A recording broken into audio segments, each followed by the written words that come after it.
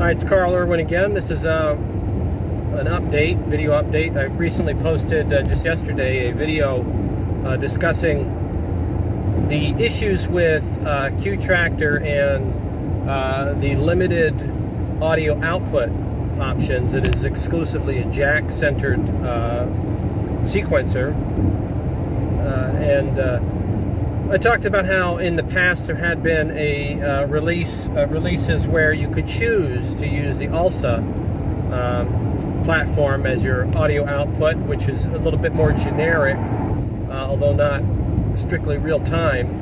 It would allow people to download the program and use it kind of straight away, and get to audio creation without a lot of configuration. And that option had been removed, and I was making the case for why it should be brought back. And I posted that video to the developer's blog, and of course he got right back to me, as he always does on the blog.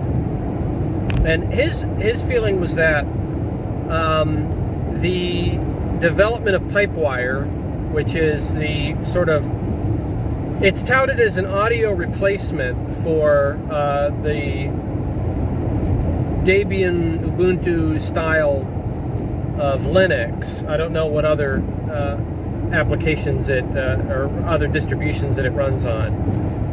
That was going to really resolve everything, and that it really wouldn't matter what the option was for audio output on Qtractor. There may be some truth to that. I have played a bit with Pipewire. I'm currently running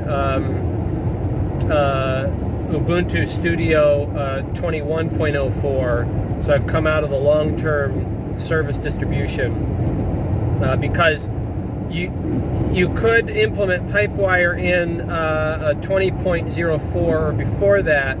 However, it was an added sort of feature. It wasn't really part of the development of those distributions. Whereas with 21.04 and beyond, Pipewire has become a normal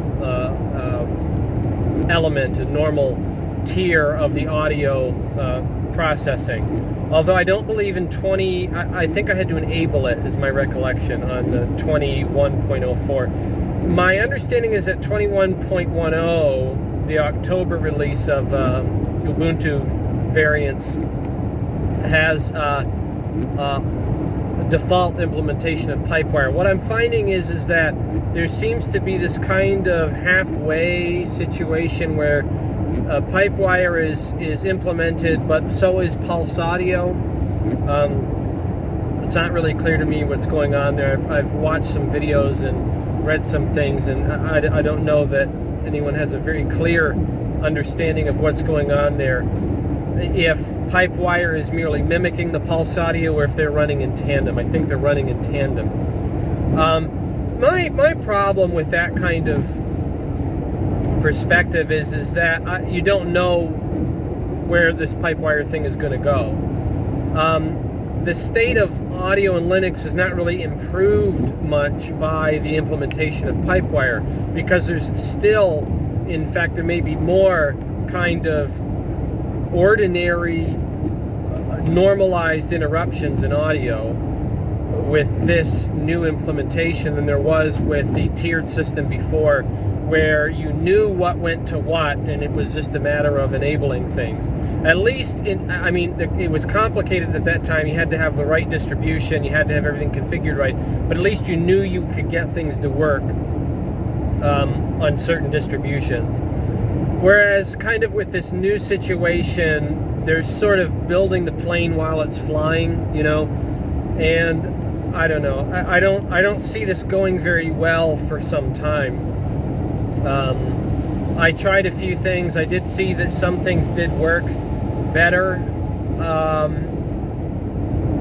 depending on Pipewire in the 21.04 environment, but some things didn't. There was, of course, latency issues that I know some people have talked about concerning Pipewire, and the hope is that those things will be resolved. I still maintain that, an audio program on Linux, knowing that there is there are multiple audio servers, should have the option to choose the server. You know, there's a lot of less developed applications that do that, so I still kind of maintain my position on that. And I am looking forward to Pipewire. I mean, it's by the looks of it, from that response, it doesn't look like we'll be seeing any change in Qtractor, and I expected that. Knowing what I've read about statements from the developer in the past, and kind of their philosophy, which is it's theirs to have, it's their project. That this is the way it's going to be, that the Qtractor will remain a jack-centric application. So here's the Pipewire. We'll see how that goes. I'm going to try to download a fresh install of 21.10. I think it's been almost a month since that release, so hopefully there's a lot of bugs that are worked out in it, and we'll be able to really give it a try. Fresh installs, as you all know, are better than upgrades. Right now I'm running on an upgrade, so we'll see how that goes. I'll post here, and in the comments below, give your Pipewire success stories or horror stories, whatever the case may be, and share out. So with that, good luck and happy sequencing.